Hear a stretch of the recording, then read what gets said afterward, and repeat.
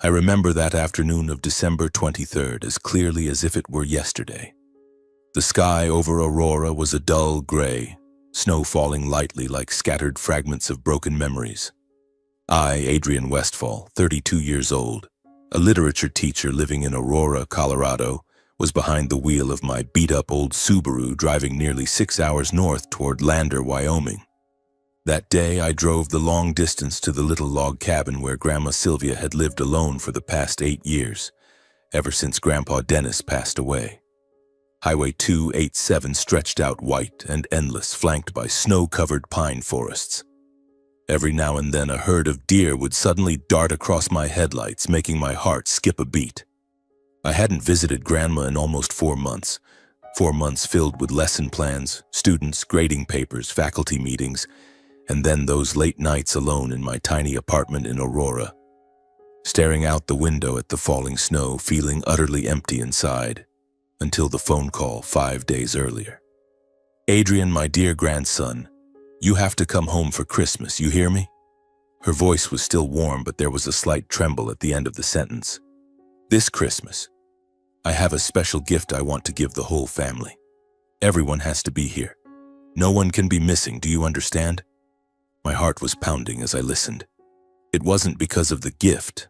I just wanted to hug her, to smell the burning pine in the fireplace, the scent of baked apple pie, the smell of childhood. Grandma Sylvia was the only person left in the world who made me feel like I still had a real home. The car climbed higher into the mountains. The icy air seeped through the cracks around the windows. I played Judy Garland's "Have Yourself a Merry Little Christmas" at low volume so it wouldn't drown out the frantic beating of my heart. The closer I got to Lander, the more I felt like the excited 10-year-old I once was. And then the cabin appeared. It was exactly as I remembered. A tiny 2-story log house with a red shingled roof covered in a thin, sparkling layer of frost. The chimney releasing delicate wisps of white smoke against the gray sky. The little Christmas tree on the porch was decorated by Grandma with handmade wooden ornaments and warm golden lights. From a distance, it looked like a glowing matchbox in the middle of a lonely winter. I parked the car, my heart racing. The front door was slightly ajar, golden light spilling out. I stepped onto the creaking wooden porch steps under a thin blanket of snow, carrying my bag of gifts, wanting nothing more than to rush inside. "Grandma, I'm home," I called softly, pushing the door open. The smell of pine, onion braised meat, and cinnamon cookies wafted over me so strongly I almost cried. There she was, sitting in the old armchair by the fireplace, her thin hands resting on her lap, wearing the same brown wool sweater she'd had since I was a child. Her hair was completely white now, but her eyes still sparkled like emeralds. She smiled, the wrinkles at the corners of her eyes softening. "Adrian, my grandson is home." I dropped to my knees in front of her chair and hugged her tightly. She was so tiny I could feel every rib beneath the thick sweater. The faint scent of lavender from her neck brought back memories of afternoons when she used to brush my hair as a little boy. "I'm sorry it's been so long," I whispered, my nose stinging with tears. "It's all right, I can wait," she said, stroking my hair with a hand that was cold yet strangely warm. "Sit down, dear. Let me pour you some tea. It was a long, cold drive, wasn't it?" The dining table was already set. A pristine white tablecloth, red candles, the silver cutlery Grandpa had bought back in 1980, and a clay pot of steaming carrot beef stew. Every detail showed she had been preparing since morning, maybe even since yesterday. She had done it all alone. I placed my Christmas gift bag on the table and pulled out a forest green sweater and a thick sheep's wool scarf. "Merry Christmas, Grandma." I smiled, a little embarrassed. She opened them, her eyes lighting up, and hugged the sweater to her chest like a child. "They're beautiful. I'll wear it tonight." She kissed my forehead. "Thank you, my dear grandson." We were still joyfully catching up after 4 months apart when the sound of a car in the yard startled me. Mom, Dad, and Zach had arrived. The door burst open and cold wind rushed in. Dad, Raymond, walked in first, wearing an expensive fur-lined coat, his face already scowling. Mom, Teresa, followed, stomping the snow off her boots and muttering something about terrible roads. My 29-year-old brother Zach had earbuds in, eyes glued to his phone. He gave Grandma a curt greeting and flopped onto the sofa. They hadn't brought any gifts, not even a flower, not a real hug. 10 minutes later, Uncle Albert, Aunt Joanna, and their daughter Peyton arrived. Uncle Albert complained about the cold the moment he stepped inside. Aunt Joanna glanced around the cabin as if it were filthy, and Peyton took selfies in front of the Christmas tree without even saying hello to Grandma. The atmosphere turned heavy from the very first minute. No one smiled genuinely. No one asked how Grandma was doing. They just sat there, waiting for dinner, waiting to leave. It broke my heart for her. Grandma kept smiling, slowly moving around to pour water and serve extra meat into everyone's bowls. But I could see the loneliness in her eyes. Dinner began. The clinking of silverware, the sound of chewing, dull conversation about gas prices, the new iPhone, Uncle Albert's upcoming vacation. No one mentioned Grandpa, who had passed away. No one asked if Grandma was healthy, if the roof still leaked, if the winter was too cold for her. Then Grandma stood up. Everyone fell silent as they watched her carry a thick stack of white envelopes, walking slowly around the table as if performing a ritual. She placed one envelope in each person's hand. Dad, Mom, Uncle Albert, Aunt Joanna, Zach, Peyton, and finally me. "Here are your Christmas gifts," she said, her voice soft but clear. People exchanged confused looks. A few whispers rose. "What is this?" Zach leaned toward Peyton and muttered, curiosity mixed with mockery in his voice. I held the envelope, feeling the thick, smooth paper beneath my fingers, my heart pounding like a war drum. I opened it slowly, gently peeling back the glue, and slid out the paper inside. It was a check. First National Bank of Wyoming. Pay to the order of Adrian James Westfall. Amount, $5 million US. The numbers and letters were printed clearly, professionally, without a single smudge. I looked up abruptly, my breath catching in my throat as if someone had punched me in the chest. The others opened their envelopes almost simultaneously. The chaotic rustling of paper filled the room, followed by 3 seconds of deathly silence. 3 seconds that felt like the whole world had stopped spinning. Every pair of eyes was fixed on the check in their hands. The silence was so complete I could hear my own heartbeat. Then suddenly everyone burst into laughter like a bomb exploding at the dinner table. "Oh my God, Grandma!" Zach was the first to lose it, clutching his stomach and laughing so hard tears streamed down his face, waving his check like a cheap paper fan. His face was red, eyes squinted shut, mouth wide open. $5 million? Where did you print these, Grandma? They look so professional. Did you use Uncle Albert's color printer? Or did you hack the bank? He shrieked with laughter, punching Peyton's shoulder, his voice high-pitched with excitement and mockery, as if this were the funniest joke of the year. Peyton laughed along, her shrill giggle ringing like breaking glass, her face flushed with shallow delight. She held her check up in front of her and snapped a photo with her phone right there at the table, the flash blinding everyone. "Granda gave us fake checks for Christmas, iconic," she said between laughs, fingers flying across the screen to post it on her Instagram story, eyes gleaming with superficial amusement. "Oh my God, $5 million. Grandma, are you a secret billionaire? I'm totally posting this. My friends are gonna die laughing." She waved the check in Grandma's face like it was a cheap toy, her face contorted from laughing too hard, completely oblivious to the seriousness in Grandma's eyes. Aunt Joanna's laugh was more sarcastic, sharp and grating like shattering glass, her face wrinkled around the mouth with obvious skepticism and contempt. She held the check between two fingers, lifting it close to her eyes as if inspecting counterfeit money. Then turned to Grandma with a biting tone. "Mom, come on, stop joking.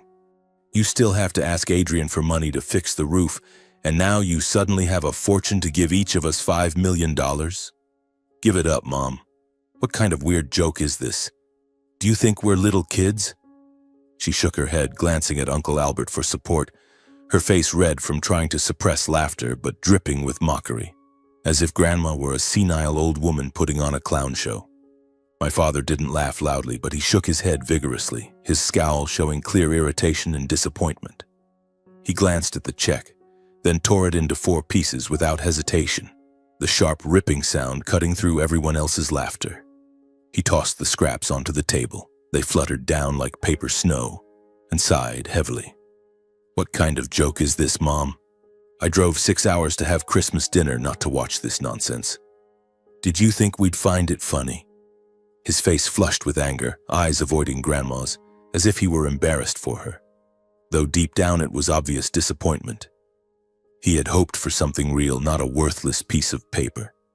My mother was quieter, but her face went pale with shock before settling into an awkward smile. She turned the check over a few times, blinking in disbelief, then whispered to Dad, "Raymond, she's probably just joking, but it does look pretty professional." She didn't tear hers up, but she didn't keep it carefully either.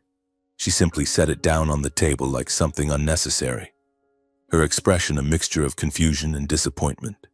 I alone remained silent in the chaos.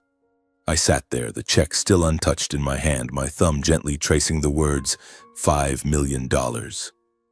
My heart was pounding wildly, my breathing rapid, as if my entire body were trembling with an unnamed premonition. I looked at Grandma. She stood there, hands clasped tightly in front of her stomach, back slightly bent with age, but her eyes burning brightly as they looked straight into mine. She wasn't smiling. She offered no explanation. There was not the slightest hint of jest in her gaze, only a chilling seriousness and a deep, aching sadness I had never seen before, as if she were looking straight through my soul and into the chaotic future that was about to unfold.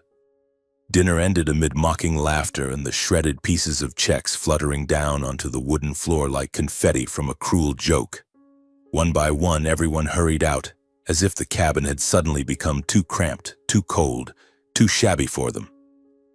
I stood there, the check still intact in my hand, watching Grandma quietly clear the dishes.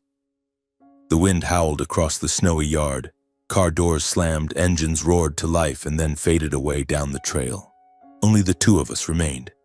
"Grandma," I called softly, my voice cracking. "Can I stay a few more days? I took an extra week off from teaching. I want to be with you." She paused, turned, and looked at me.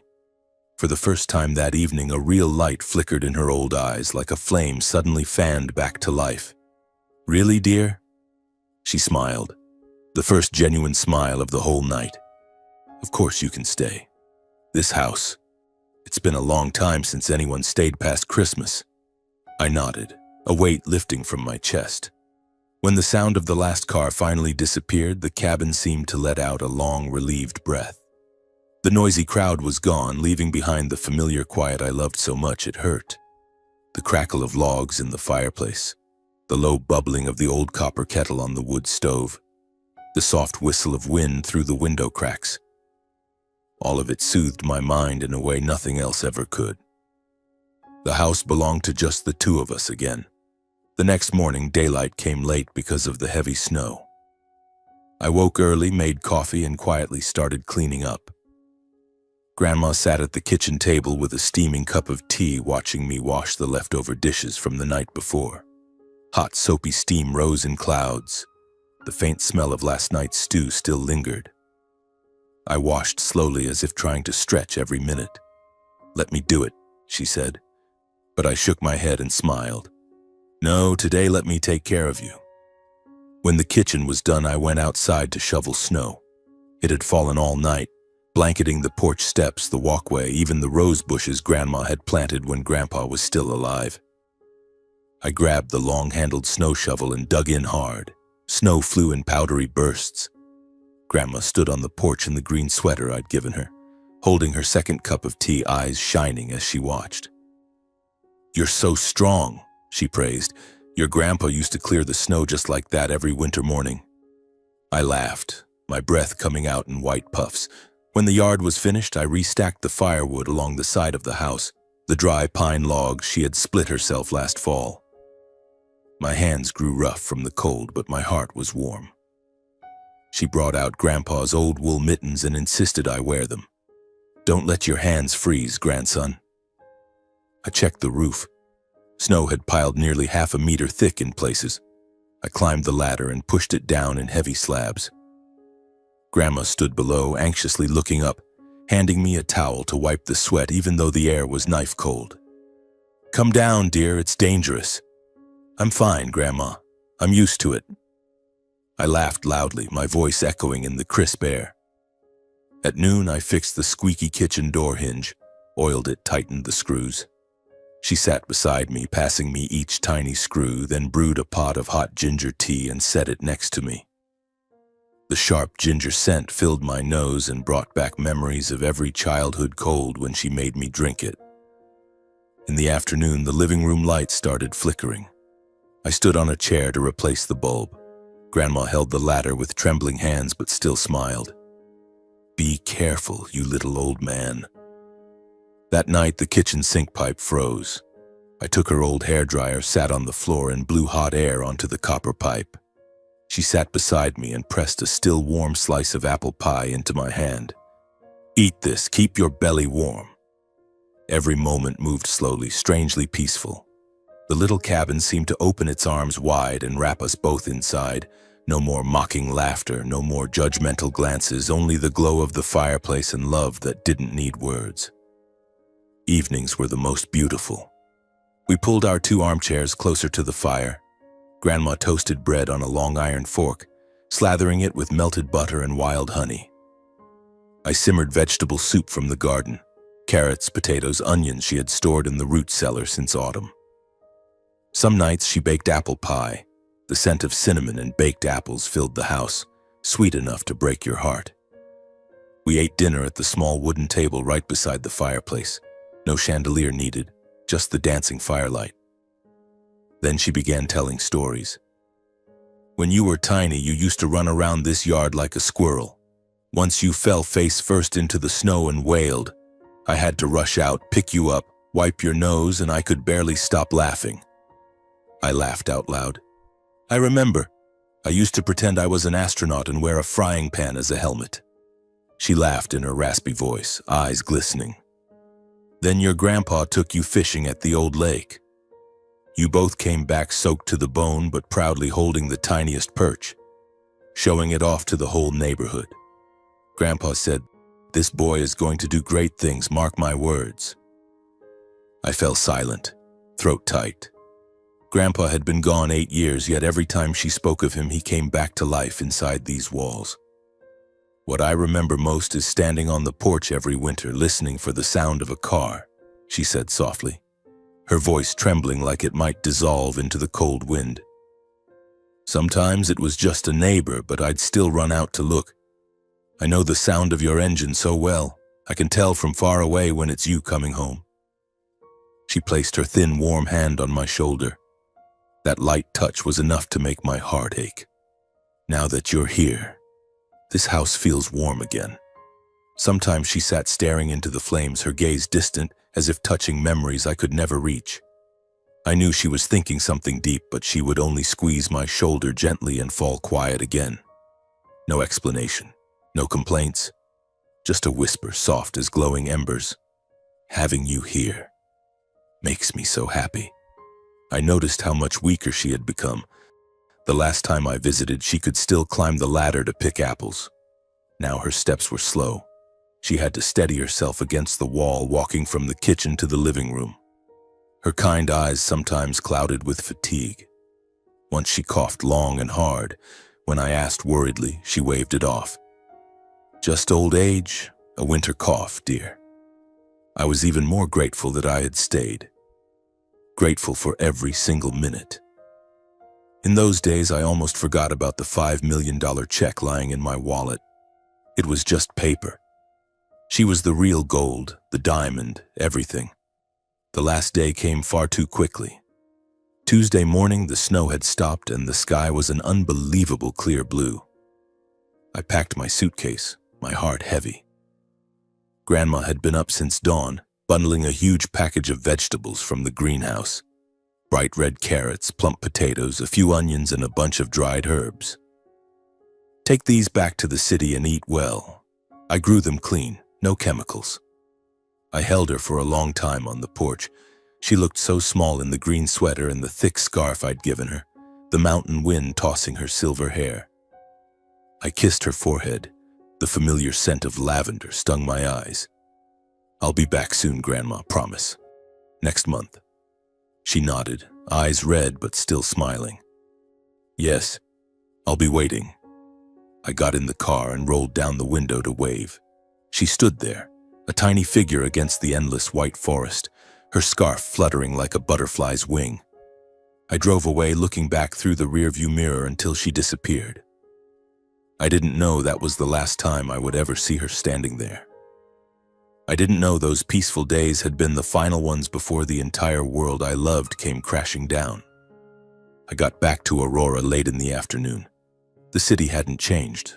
Snow drifting lightly, streets packed, horns blaring. I unlocked the door to my third-floor apartment, tossed the suitcase into the corner, and collapsed onto the sofa. I was exhausted, but my heart still carried the warm scent of pine logs and Grandma's apple pie. I texted her, "I'm home safe, Grandma. Miss you so much." No blue tick. She'd probably left the phone in the kitchen again.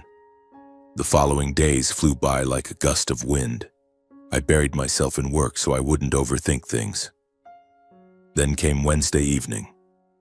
I opened the suitcase to grab clothes for laundry, pulled out sweaters and socks, and there at the very bottom was the white envelope, its corner slightly curled from being pressed for days. I picked it up and chuckled to myself in the dark living room. $5 million. It really did look professional. The bank seal, Grandma's shaky but clear signature.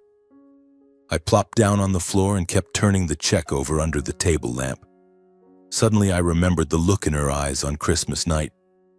Why not give it a try? What do I have to lose? I muttered. The next morning I drove to the Chase branch near the school. I queued up as usual, the check inside the envelope in my hand, secretly laughing at myself. The teller is going to lose it when she sees this. When it was my turn, a very young teller named Mia, according to her name tag, greeted me with a professional smile. "Hi, sir. How can I help you today?" I slid the envelope through the slot. I'd like to deposit this."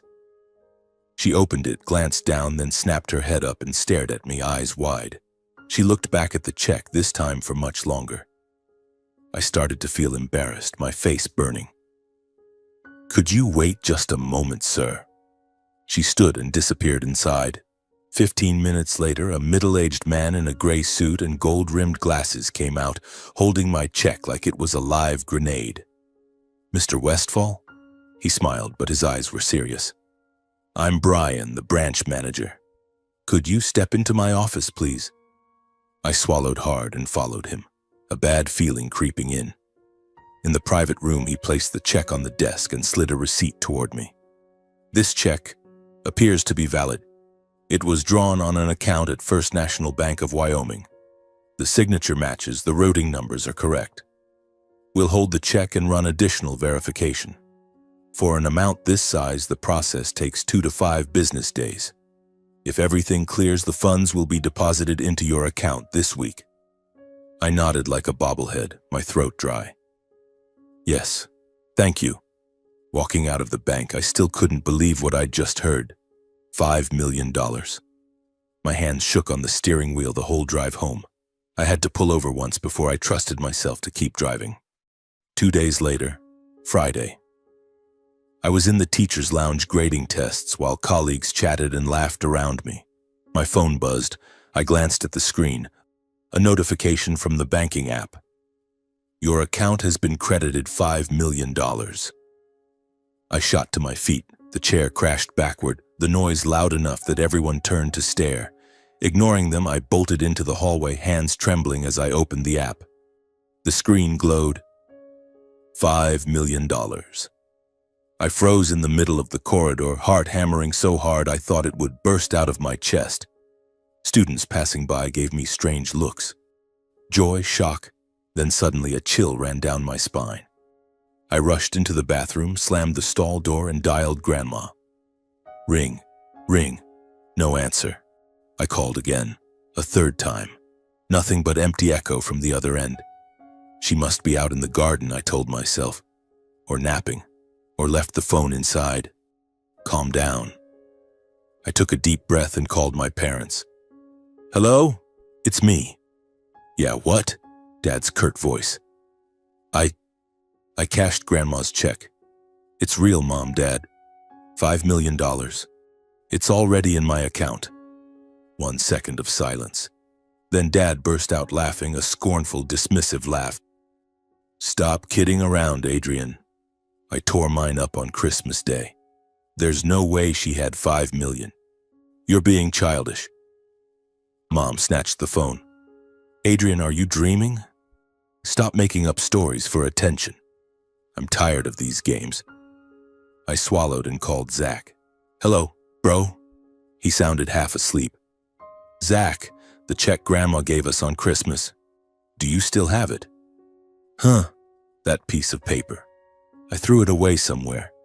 Why are you calling so early?" "I took mine to the bank, and it's real.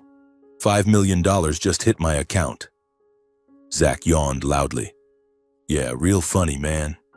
Don't bother me, I'm going back to sleep." Click. I didn't give up. I called Uncle Albert. He roared with laughter on the line. "A Christmas fairy tale, kid? Don't make me laugh." Aunt Joanna was harsher. "Adrian, stop bringing up that check to mess with us. There's no way your grandmother had that kind of money. We threw ours in the trash ages ago." I went numb. Everyone thought I was lying. Only Peyton was left. She picked up, voice syrupy sweet. "Hey, cousin, why are you calling so early?" "Peyton, do you still have the check Grandma gave you?" "Yeah, I kept it as a souvenir. It looked pretty legit, actually. Take it to a bank and try to cash it." I just did. $5 million really went into my account." Peyton giggled. "Are you pranking me? Gotta go, bye." I thought she'd just ignore me, but the next morning at 8 a.m. my phone rang. "Peyton. Adrian, how dare you trick me like that?" Her voice was shrill, almost hysterical. "I took that check to the bank this morning and they said the account is empty. Do you think this joke is funny?" I froze. My heart dropped to the floor. "Peyton, I'm not joking. I got the money for real. I can send you the screenshot. Don't lie to me. I hate you." She hung up. I sat down hard on the kitchen floor, hands shaking uncontrollably. What the hell was going on? I had received the money 2 days ago. How could the account suddenly be empty? I called Grandma again. Still no answer. 10th time. 20th time. Nothing. A cold dread crawled from the base of my neck down my spine. I glanced at the clock. 9:12 a.m. She was always up by 6 to light the fireplace. Why hadn't she answered the phone in days? I threw a few changes of clothes into a backpack, grabbed my wallet and car keys, and bolted out of the apartment without even locking the door. On Highway 287, snow started falling in big, heavy flakes that smacked against the windshield like invisible hands trying to hold me back. I drove faster than usual, knuckles white on the steering wheel, radio off, only the frantic thud of my heart filling the silence. Those 6 hours felt like an entire lifetime. I called Grandma again and again, no answer. I called old Jim, the neighbor who used to split firewood for her, no answer. A crushing dread pressed down on my chest.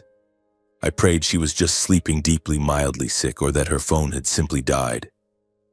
But deep inside, I already knew something was terribly, irrevocably wrong. When I finally turned onto the snow-covered dirt road leading to the cabin, dusk had fallen. The headlights swept across the pine forest and the blinding white ground. The cabin appeared silent and abandoned like a forgotten painting. No smoke rose from the chimney. No warm golden light spilled from the porch. Only darkness and a deathly cold. I skidded to a crooked stop, leapt out and ran up the steps, slipping on ice. My keys clattered to the ground. I had to kneel to pick them up, hands shaking violently. The door was unlocked. I shoved it open. A blast of icy air rushed in with me. The cabin was freezing, as if the fireplace had been dead for days. "Grandma?" My voice echoed, lost among the wooden walls. No reply. Only the wind howling outside and my heart pounding like war drums. I walked slowly toward her bedroom, terrified of startling her. The door was ajar. I pushed it gently. She was lying there. Blanket pulled up to her chest, hands neatly folded on her stomach, face peaceful as if lost in the deepest, sweetest sleep. Silver hair spread across the white pillow, lips slightly curved in what looked like a faint smile for a beautiful dream. Relief flooded me. I nearly cried. She was only sleeping, must be exhausted. "Grandma," I whispered, stepping closer, gently tugging the blanket higher to keep her warm. Her hand was exposed. I reached to tuck it in and froze. Cold. Ice cold. Not the cold of winter, but the cold of someone already gone. Trembling, I touched her cheek, still cold. I pressed my hand to her chest, no rise and fall. I laid my ear against her heart, no beat. In a single second, my entire world collapsed. "Grandma! Grandma, no! Please, no!" I screamed, voice shattering, shaking her, hugging her, kissing her forehead, tears pouring down onto her face, but she remained still, serene, as if she had simply been waiting for me to come home so she could say goodbye. I don't remember dialing 911. I only remember sitting beside the bed, clutching her hand, sobbing until my throat was raw.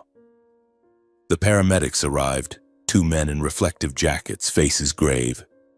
They checked her pulse, shone a light into her eyes, then one gently placed a hand on my shoulder. "I'm so sorry.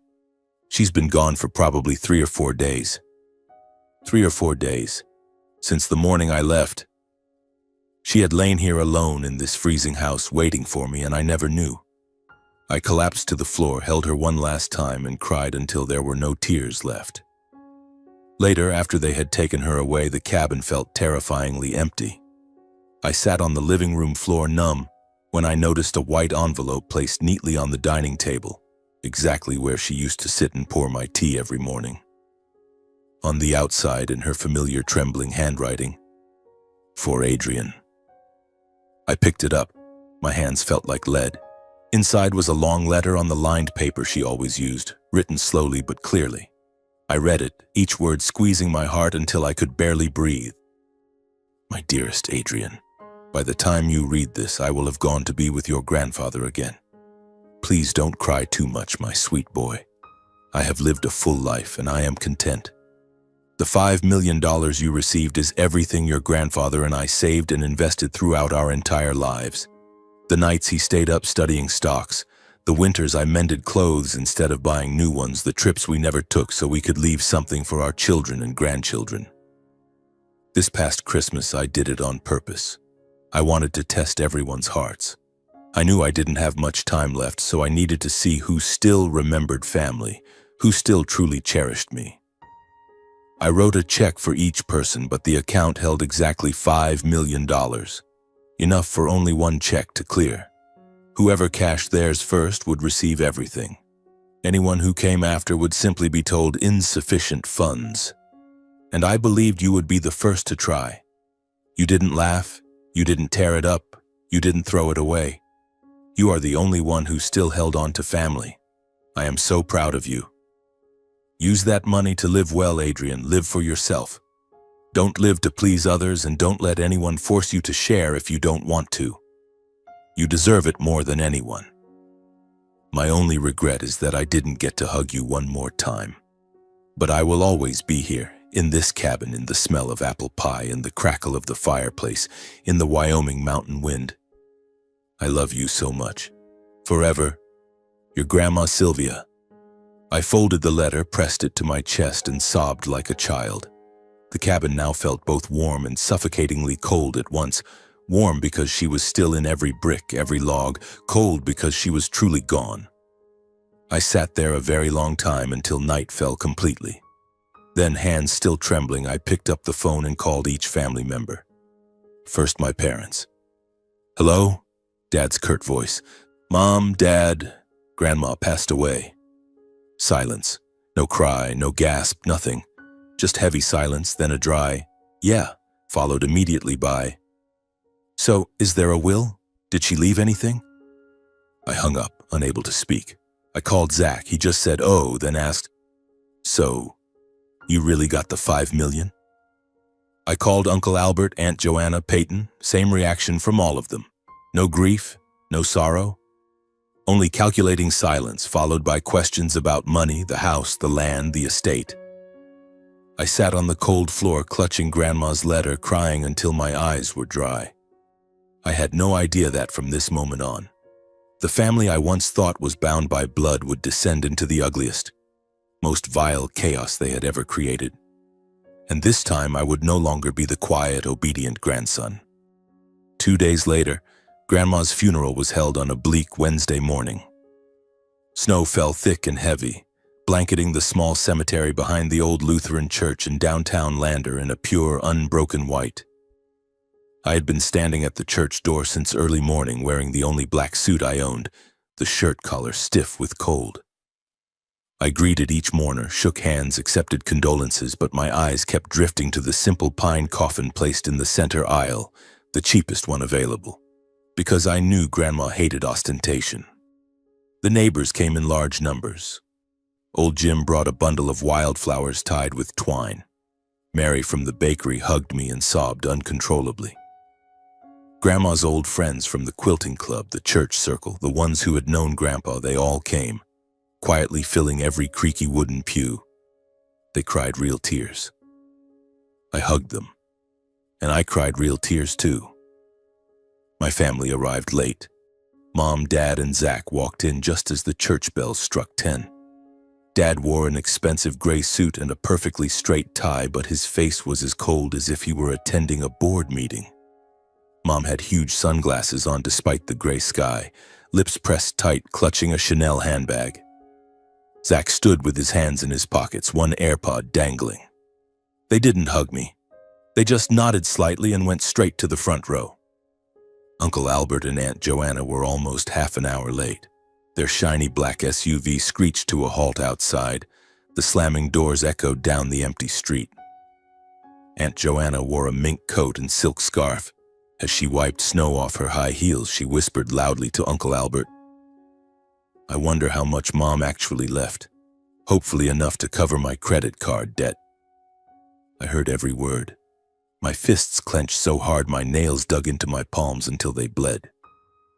That was the moment I understood. To them, Grandma had only ever been money on legs. The service began. The pastor read from the Bible, his warm voice rising above the steady patter of snow on the roof. Then it was my turn to speak. I walked to the pulpit, hands trembling around the crumpled piece of paper I had gripped too tightly. My grandmother was the most extraordinary woman I've ever known. My voice broke. She taught me what unconditional love looks like, what it means to live kindly no matter how harsh life becomes. In her final days, I was lucky enough to be with her, to light the fire for her, to listen to her old stories, to see her smile. That was the greatest gift of my life. I spoke about the sweater I'd knitted for her, about our simple dinners of vegetable soup and toasted bread, about that last hug on the porch. Tears fell onto the wooden pulpit. Down below, many wiped their eyes. But in the family pew, Zach was secretly checking his phone. Uncle Albert was whispering something to Dad, and their glances at each other were loaded with meaning. I bowed my head, unable to go on. After the burial, as Grandma's coffin was lowered into the ground amid the swirling snow, the mourners quietly left. Only my family was asked to stay in the small wooden hall behind the church, a room that smelled of pine and weak coffee. Attorney Howard Grant was already waiting. In his 60s, snow-white hair, impeccable black suit, gold-rimmed glasses, he spoke slowly but firmly. He set his briefcase on the table, opened it, and took out a thick folder. "As per the final wishes of Sylvia Westfall, I will now read her last will and testament." The room went dead silent. I could hear my own heartbeat. Every pair of eyes sharpened instantly, gleaming like hounds catching a scent. Mr. Grant cleared his throat. All of Sylvia Westfall's assets, totaling exactly $5 million, were transferred by her into a special account before Christmas. On Christmas night, she issued a $5 million check to each of her children and grandchildren. However, that account contained exactly $5 million, meaning only the first check presented for payment would receive the full amount. Any subsequent checks would find the account empty. He paused, looking around the room. And according to my investigation, the first person to deposit their check was Mr. Adrian James Westfall. Therefore, in accordance with Sylvia's explicit wishes, the entire estate now belongs to Adrian. 3 seconds of deathly silence. Then the room exploded. No way. What? All 5 million to him? That little bastard tricked her? This is impossible. Dad shot to his feet, face crimson. Uncle Albert slammed the table. Mom and Aunt Joanna shrieked in unison. Zach sat open-mouthed, then turned to me with blazing eyes. Peyton hissed, "You cheating jerk," loud enough for everyone to hear. They descended on me like a pack of wolves. "You son of a bitch! You brainwashed my mother!" Dad roared, jabbing a finger in my face. "Hand over the money. That belongs to the whole family," Uncle Albert growled. "Adrian, be a good boy and split it with your aunt and uncle, half and half," Aunt Joanna cooed, grabbing my sleeve. "Do you even know how much debt I'm in, you selfish prick?" Zach shouted. I stood in the middle of that circle, heart pounding, but I wasn't shaking anymore. I looked at them, my own flesh and blood, and felt nothing but strangers. Mr. Grant tapped the table calmly. "Everyone, please. This is Sylvia's clear, legal, notarized wish. No one can contest it." No one listened. They kept screaming, pointing, accusing me of deceiving an old woman, manipulating her, pretending to be the good grandson just to steal everything. I looked at them once more. Then I spoke, quietly but clearly enough to silence the room for a single second. "I have received Grandma's $5 million, and I am keeping every cent. I will not give a single penny to any of you. That was her wish. She wrote it clearly in the letter she left me. She chose me, not you, because I was the only one who still visited her, the only one who truly loved her." The room froze for one heartbeat. Then the chaos erupted again, louder, uglier. Dad swore. Uncle Albert threatened to sue. Mom wailed about everything she'd sacrificed raising me. Zach lunged as if to hit me. I didn't wait. I turned and walked out, leaving behind the shouting, the hateful glares, and the air thick with the stench of greed. Outside, snow was still falling, covering the cemetery, covering Grandma's fresh grave in pure white. I stood alone in the storm, face turned to the sky, letting the icy flakes melt on my skin. "Grandma, I'm sorry you had to see this," I whispered. The cold wind carried my tears into the falling snow. And I knew from that day forward I no longer had a family. Only me, Grandma's $5 million, and the promise to live decently just as she asked. I drove back to Aurora that very night, not staying in Lander a single second longer.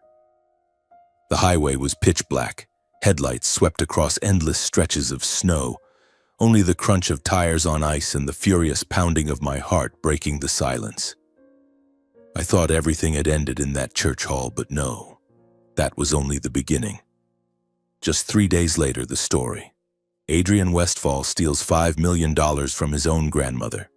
Had spread like a virus across family social media and beyond. It started with Zach, my own flesh and blood brother. He posted a status. "Some people pretend to be the dutiful grandson who visits Grandma all the time, but behind her back they manipulate a frail old woman to seize the entire inheritance. One greedy grandson just tore our family apart."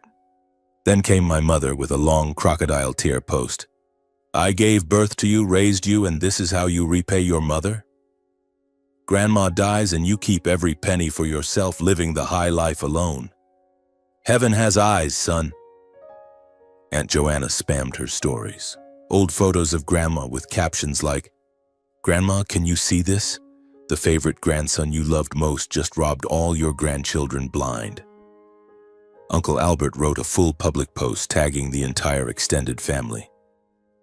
My mother was brainwashed by one grandson who forced her to sign papers before she died. Now he's taken all $5 million and won't give anyone a cent. Where is justice? And my father, the man who once taught me that family comes first, posted a short video from inside his car, face red with rage. I never thought the son I raised would turn into a daylight robber. He exploited a weak, elderly woman, tricked her into transferring everything to him. My mother had severe Alzheimer's and he hid it, forced her to sign checks. Now she's gone and he's disappeared with the money.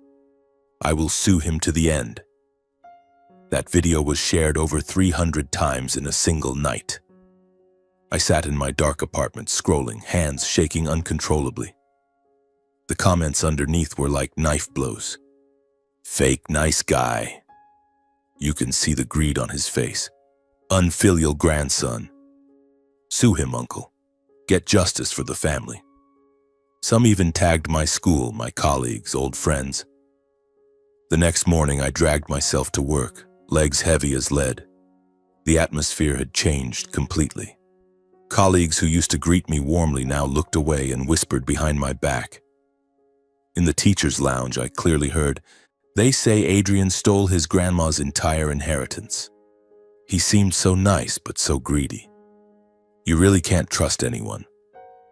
One senior student even asked in front of the whole class, "Sir, is it true you stole all your grandma's money?"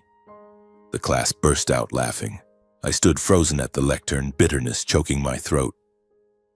That afternoon, the principal called me in. She gave an awkward smile. "Adrian, I know you're going through some family difficulties. The school doesn't want to get involved, but several parents have messaged asking questions. Could you give a brief explanation?" I told her everything, voice trembling, that it was my grandmother's explicit wish, that I hadn't tricked anyone. She nodded, but her eyes were full of pity. "Please understand, the school just wants everything calm." I left her office feeling like a criminal. My mental state plummeted. I lost my appetite, couldn't sleep, woke up drenched in sweat at 3 a.m. every night hearing Grandma calling me in the cold wind. I lost weight, dark circles under my eyes, stood in front of classes with my mind miles away. Messages from the family poured in like a storm. "Zach, you dog, drop dead." "Mom, son, please give Mom just a little. I'm drowning in bank debt." "Aunt Joanna, heaven will punish you, just wait." "Dad, I disown you." Calls at midnight, while cooking, while driving, nothing but cursing, begging, threats. One Friday afternoon, I finished class late, drove home in a sleepless fog. On the third floor, I found a thick golden envelope placed neatly in front of my door, glaring red quartz seal. I sank to the hallway floor and tore it open with shaking hands. The first words made my blood run cold. Summons to court. Plaintiffs, Raymond Westfall and Albert Westfall. Defendant, Adrian James Westfall. Then the accusations, one after another like stab wounds: fraudulent appropriation of inheritance, exploitation of a vulnerable elderly person lacking mental capacity, violation of family ethics, demand to void the bank transaction and redistribute assets according to lawful inheritance ratios. At the end, the line that choked me: they wanted the money divided into 8 equal shares, 1 for each person, including Peyton.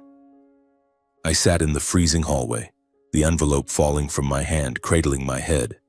I couldn't even cry anymore. I felt hollow, as if the entire world had turned its back on me. They invented Alzheimer's, claimed I forced her to sign papers, that I mentally manipulated her in her final days. Every lie wrapped in official legal paperwork, signed by my own father and uncle. The betrayal cut to the bone. The people who gave me life, who shared my blood, were willing to drag their own mother's, their own grandmother's honor through the mud for money. I lay on the floor all night, lights off, clutching Grandma's letter, reading it over and over until it was creased and worn. "Live for yourself. Don't let anyone force you." Near dawn, I sat up. I wasn't shaking anymore. Only one cold, clear thought remained. If I don't fight back, they will dance on her grave for the money. I opened my contacts, found an old number from high school days. Micah, my best friend back then, now a well-known litigation attorney in Denver specializing in messy inheritance cases. I called at 5 a.m. He picked up immediately. "Adrian, what's wrong, bro?" I told him everything, no detail spared.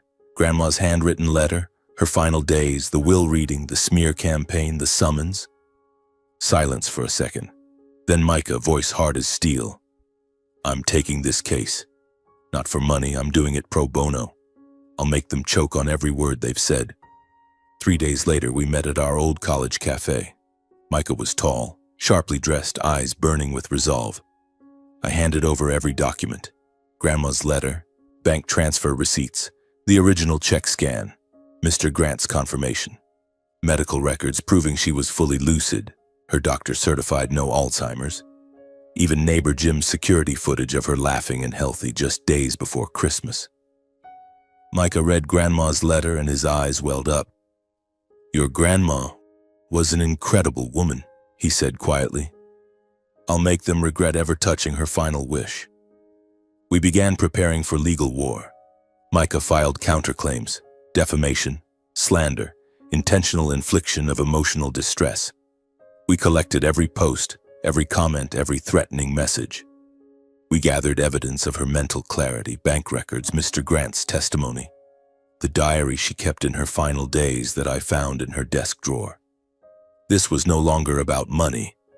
This was about defending the honor of a woman who spent her whole life loving a family that never deserved her.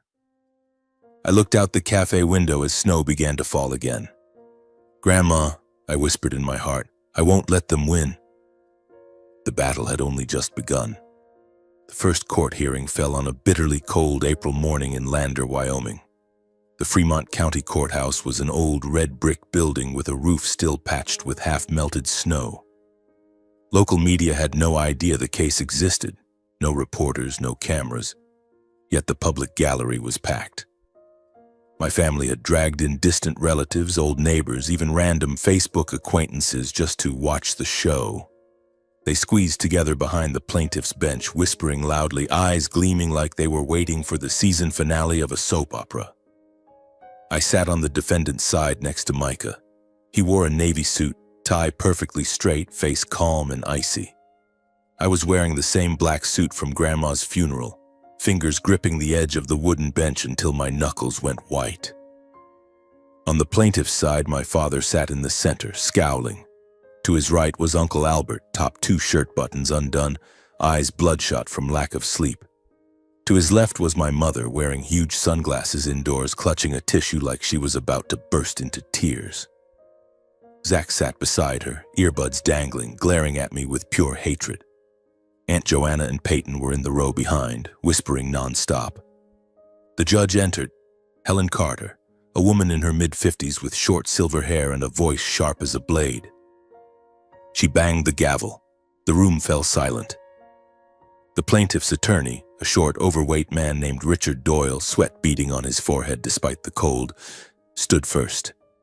My clients, the biological children and grandchildren of Sylvia Westfall, have been unjustly deprived of their rightful inheritance by the defendant, Adrienne Westfall. The defendant exploited the trust of an elderly woman, mentally manipulated her, and coerced her into transferring the entirety of her $5 million estate to himself through a fraudulent check scheme. He paused, shot me a reproachful look, and continued.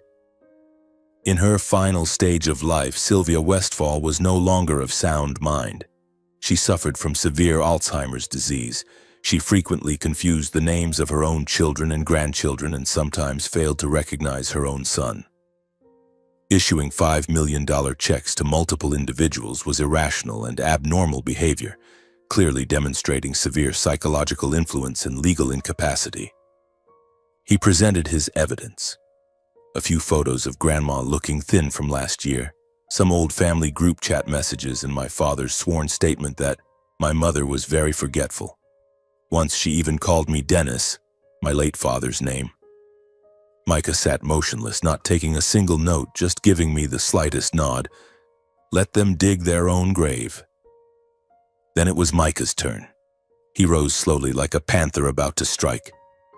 Your Honor, with the court's permission, I will now present evidence proving that every single accusation made by the plaintiffs is fabricated, defamatory, and a grave insult to the deceased. He placed a thick folder on the table. First, Grandma's handwritten letter to me, her shaky but clear script. When he read the line, You are the only one who still remembered family." The entire room went quiet. My mother looked down. Zach, my own brother, bit his lip. Next, neighbor Jim's security footage shot from his yard toward Grandma's, showing her healthy, chopping wood herself, laughing and chatting loudly. November medical records stating she was fully lucid with no cognitive decline.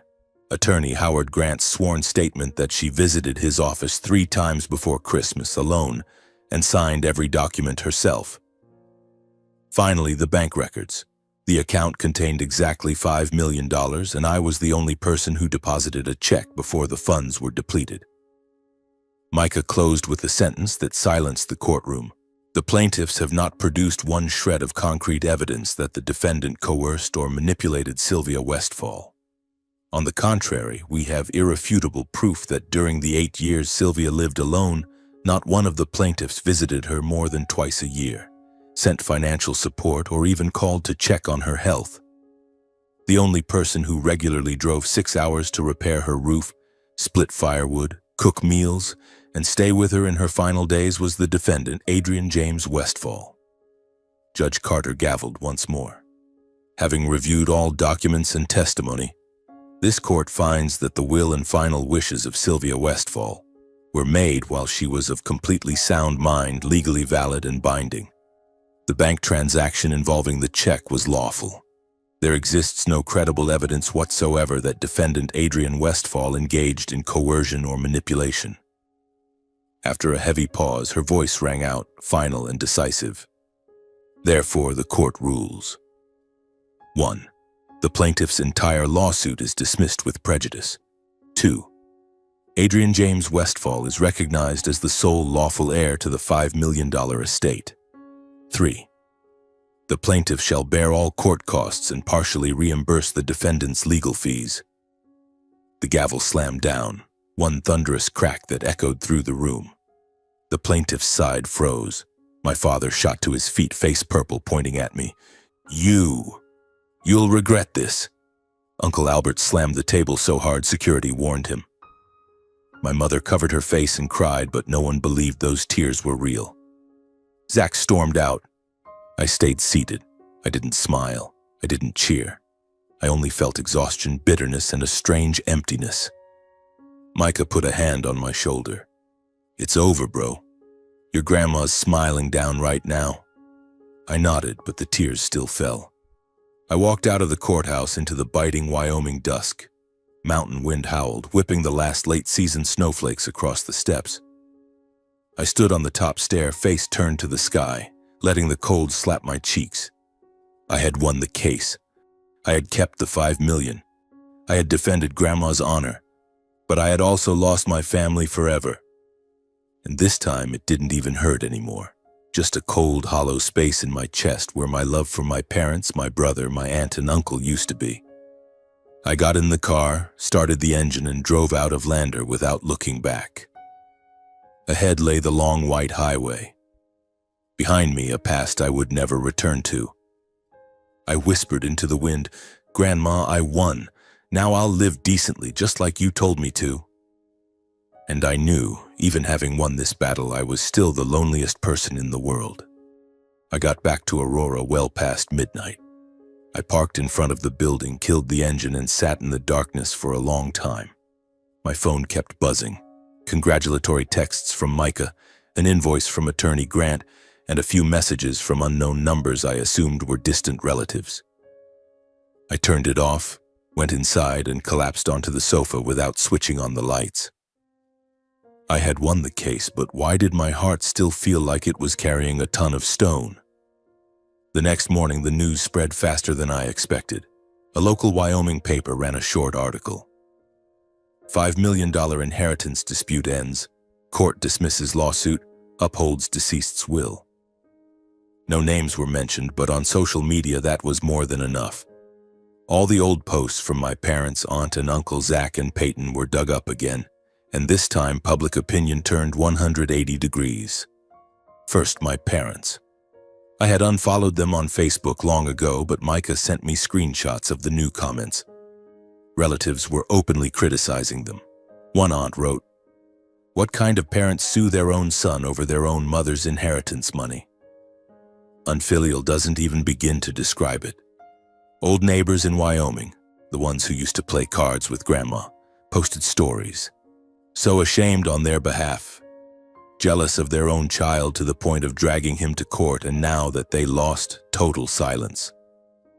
Longtime friends started cutting contact. I heard through a cousin that Dad had been kicked out of his weekly golf group because nobody wants family drama. Mom was suddenly excluded from the Saturday women's tea at church. People whispered, "Teresa? The one who sued her own son over Grandma's money?" Scary woman. Their jobs suffered too. Dad, a logistics manager, was called in by his boss and warned because of the inflammatory social media posts. "Raymond, the company doesn't want employees involved in personal scandals that hurt our image." He was formally reprimanded, and co-workers started avoiding him at lunch. Mom, a bank teller, now got sidelong glances from colleagues. Her once close co-worker barely said hello anymore, muttering that she heard Teresa sued her own son for $5 million. Terrifying. The rift between my parents and me became irreparable. They stopped calling, but I knew they were furious and deeply humiliated. From scattered messages, I heard that they fought nonstop. Mom sobbed and blamed Dad for pushing the lawsuit. Dad roared that it was our greedy son's fault. They lived in constant tension for weeks, sleepless, Dad drinking more, Mom staring out windows alone. I no longer felt pity, only sadness for two people who let greed blind them to family. Uncle Albert suffered the heaviest financial blow. The court ordered him to pay a substantial sum for filing a frivolous lawsuit, nearly $2,000 in court costs plus part of my legal fees. For a small business owner, that was devastating. His auto repair shop on the outskirts of Wyoming relied on local customers. Now they vanished. People talked. That's Albert Westphal, the one so greedy for his own mother's money he sued his own nephew to steal the inheritance. A parts supplier called. "Albert, I really don't want to get mixed up in this lawsuit mess. Let's pause our partnership." He lost 3 major contracts in the first week after the ruling. Finances collapsed fast. He had to sell his old pickup to cover bank debts, and the shop became deserted except for a few loyal customers out of pity. I pictured him sitting alone in the dark garage, beer in hand, face gaunt with worry. Greed had driven him to the edge. Aunt Joanna took the hardest social hit, the thing she valued most. She had been the queen of Peyton's school parent groups, local charity circles, and the fancy Wyoming social scene. Now her reputation lay in ruins. At parent meetings, people whispered behind her back, "There's Joanna, the one who spearheaded the lawsuit to split inheritance money with her husband's nephew." One mother posted in a group chat. Micah forwarded it to me. "Joanna always claimed she loved family above all. Well, the mask is off. Greedy scheming, tearing the family apart for cash." At the annual charity gala, a wealthy patron smirked. "Joanna, I heard you sued your nephew for Grandma's money. You really know how to keep up appearances." She was removed from the charity board to avoid scandal. Invitations dried up, neighbors stopped saying hello.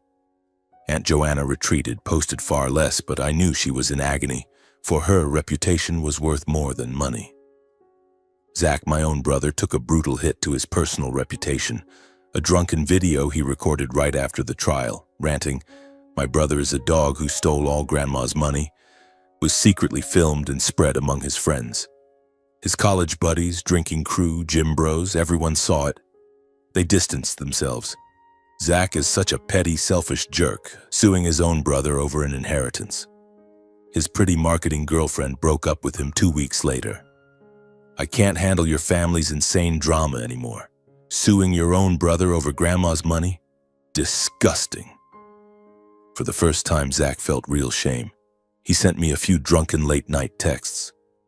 "Bro, I messed up, but you were harsh too." Pride stopped him from facing me properly. Now he lives withdrawn, rarely goes out, looks hollowed out, and his sales job suffers because clients who heard the rumors avoid him. Peyton got off lightest, but still felt it. At college, her friends teased, "Peyton, you sued your cousin for Grandma's money. So badass." She lost a few friends, and her family princess image was tarnished. She posted far fewer stories, laughed less. I suspect she's actually reflecting on what she did. Inside the family, resentment exploded like a slow-motion bomb. My parents blamed Uncle Albert. "You pushed us into the lawsuit, now the whole family is disgraced." Uncle Albert blamed Aunt Joanna. "You kept crying and demanding a share." Aunt Joanna fired back, "You men were too weak to make a decision." Zach blamed everyone. "You dragged me into this, now I'm the one who lost friends and my girlfriend." Phone fights and group chat wars went on for weeks. The family no longer gathers. This Christmas there will definitely be no reunion. And they still messaged me, half apologies, half reproaches, half envy. "Dad, son, I was wrong, but you should think of your little brother too." "Mom, Adrian, Mom misses you so much. Just give me a little to pay off the debts, please." Zach, "You won. Happy now? I'm the one suffering." Aunt Joanna, "Nephew, I'm sorry I got carried away, but don't you feel guilty keeping everything?" I read them all, never replied, gradually blocked the numbers, deleted the group chats, and lived in my own silence. In the weeks after the trial, I sat alone in my apartment, watching the snow slowly melt outside, thinking of Grandma. They, the people who used to be my family, were now paying the price for their greed. I didn't gloat. I only felt a quiet, lingering sadness. But I knew this was the lesson Grandma wanted to teach. Real love is never about money. And I began to think about leaving everything behind. I spent the entire week after that sitting quietly in my little Aurora apartment, watching the snow melt into rivulets dripping from the roof across the street. Every morning I woke up, brewed a strong black coffee, sat at the kitchen table and reread Grandma's letter, her trembling handwriting still seeming to carry the warmth of her hand. Messages from the family kept coming, even though I had blocked almost every number. A few from unknown phones, voices mixed with apology and blame. "Adrian, son, we were wrong, but you still have to think about your family." Or from Zach, "Don't you feel guilty keeping all the money? I've lost all my friends because of this." I read them, then deleted them. No reply. Not out of hatred. The hatred was gone. I was simply exhausted. I realized that to heal, I had to cut the cord completely. Not for revenge, but to protect myself from that endless cycle of accusations, blame, begging, and sarcasm. I started acting. First, I blocked every single contact. Mom, Dad, Uncle Albert, Aunt Joanna, Zach, Peyton, everyone.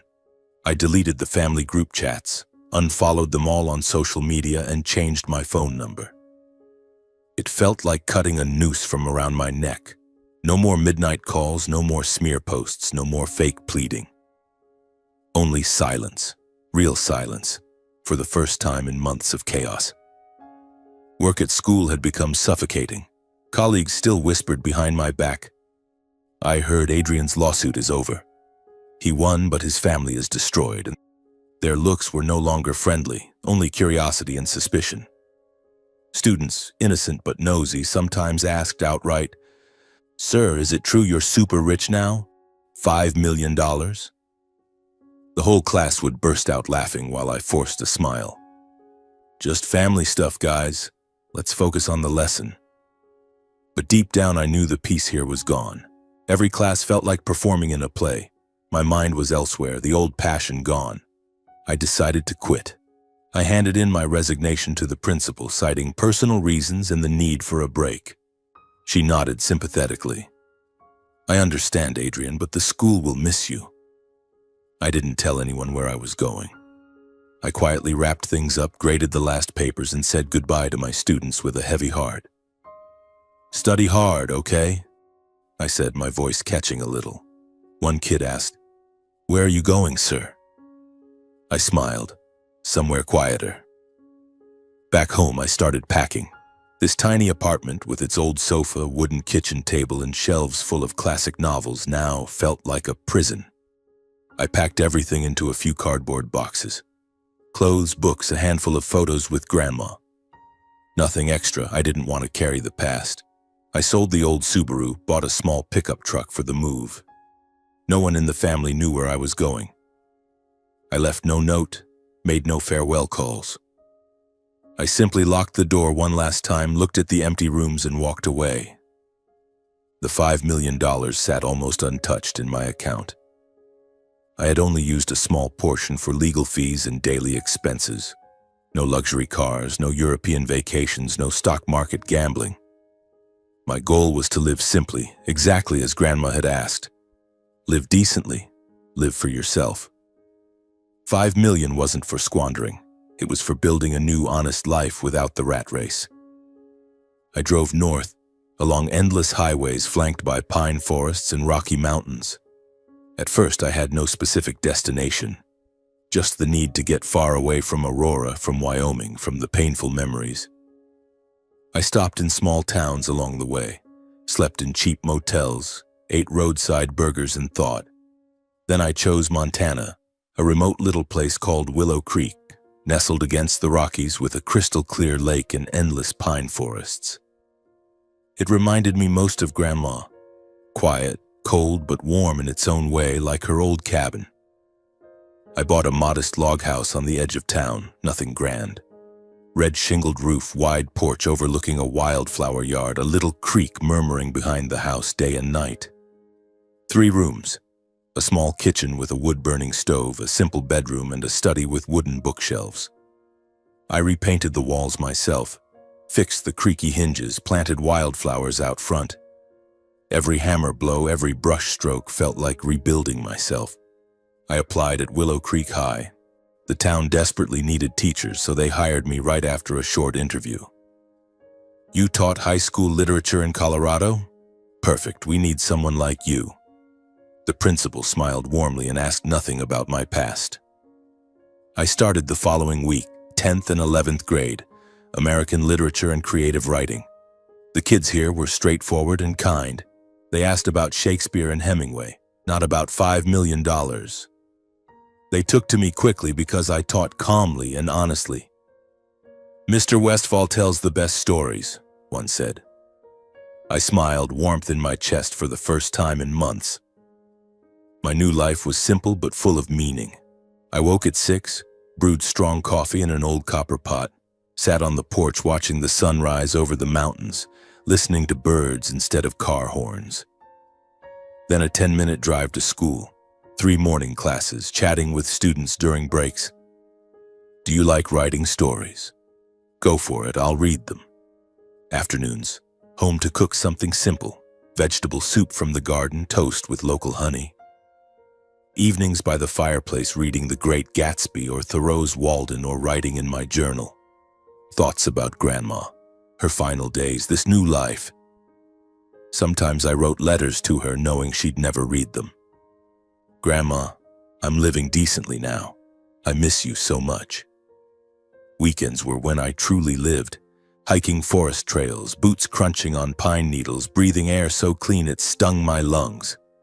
Gardening, planting carrots and potatoes the way she taught me. Or visiting the little town market, buying fresh bread from the old baker, making small talk about the weather. No one knew who I was, they just knew me as the new teacher Westfall, quiet and kind. No lawsuits, no $5 million, no suspicious looks. Just Adrian, an ordinary teacher. For the first time in months, I felt peace. The first nights in Montana, I still woke up from nightmares. Courtrooms, my father's hateful glare, Grandma lying cold in the cabin. But gradually sleep grew deeper, dreams gentler. Grandma smiling by the fireplace, me running through the snowy yard as a child. I understood I wasn't running away, I was starting over. A real life, not one spent trying to please others, but lived for myself, exactly as she told me to. The $5 million still sits quietly in the bank, growing slowly in a safe savings fund. I've used only a little. The house, an old pickup for hauling firewood, and a small anonymous scholarship fund for needy students at school from a friend. The rest is saved for retirement or perhaps to help someone who truly needs it the way Grandma always did. Every simple day here helps me understand more deeply what Grandma wrote in her letter. Live for yourself. I still remember those trembling lines, the faint blue ink on lined paper like a whisper from the past. Living for myself, not to prove anything to anyone, not to chase luxury cars or mansions, not to please the people who once hurt me. I began to feel the true value of peace. Early morning walks in the forest, boots crunching on fallen leaves, listening to sparrows chirping overhead. I would stop beside an ancient pine, touch its rough bark, and think, this is living. No need for praise, no need for likes on social media, just a heart at rest. Kindness became clearer than ever. In Willow Creek, people live slowly and help one another without keeping score. My neighbor Martha, a widow in her 60s, brings me a basket of fresh eggs every week, smiling. Teacher Westfall, eat up and stay strong. I return the favor by fixing her wooden fence or tutoring her son in tough math problems. No one asks about my past. No one pries. They are kind simply because that's how life is here, and I learned to follow, staying after school to help struggling students, never charging for extra lessons, visiting Principal Harlan when he was sick, bringing homemade vegetable soup. Every act of kindness makes me feel closer to Grandma. She used to say, kindness isn't given to get something back. It's given so your own heart feels lighter. A life without striving is the greatest gift. In Aurora, I used to stay up late grading papers just to be called an outstanding teacher, worrying about raises and colleagues' expectations. Now in Willow Creek, I teach because I love it, not for promotion. The pay is lower, but it's enough. I no longer have to please anyone. No more pleading calls from Mom. Just share a little, son. No more resentful posts from Zach. I live for myself, and that has made me stronger than ever. I gradually realized that the greatest victory wasn't the $5 million or winning the lawsuit. Money is just money. It freed me from financial worry, but it couldn't heal my soul. The trial was only a legal battle where I defended Grandma's final wish, but it didn't erase the scars inside. The real victory was rising above those wounds. The wounds from my father's curses, from Zach's envious glares, from the toxic weight of a family that once made me doubt myself. I used to think I was alone, betrayed, but now I see it was a lesson. Family isn't always a shelter. Sometimes they are heavy expectations, invisible ropes tying you to a life they want for you. I cut those ropes, and now I am free. That evening, after a simple dinner, grilled meat and vegetables from my own garden, I sat by the fireplace, the flames crackling like Grandma's soft laughter. I opened my brown leather journal, bought at the local market, thick, rough pages, and took a pencil. The firelight flickered across the paper. My hand trembled slightly with emotion. I wrote a sentence I knew would stay with me for the rest of my life. Grandma's love saved my life. The real victory is not how much money you have, but knowing how to live a decent, peaceful life that is true to your own heart. I closed the journal, set it on the wooden table, and watched the fire burn. Tears fell, but they were no longer tears of pain. They were tears of gratitude. Gratitude to Grandma for giving me her final lesson. True love means letting go, means letting your grandchildren fly. And so my journey ends, not with revenge, but with growth, peace, and the greatest lesson of all. I once believed family was everything, an unconditional refuge. But through those months of chaos, I learned. Some families are born to love us, like Grandma, who spent her whole life saving not just money but boundless love. And some families are born to teach us how to stand up and walk away, like my parents, my brother, my aunt, and uncle, who pushed me into pain so I could learn to heal myself, to become strong on my own. I stood up, turned off the light, and stepped out onto the porch. The Montana night sky glittered with stars, the cold wind carried the scent of fresh pine. I looked up and whispered, "Thank you, Grandma. I'm truly living now." And I knew from this day forward I would live fully. Not for anyone else, but for myself and for the love she left behind.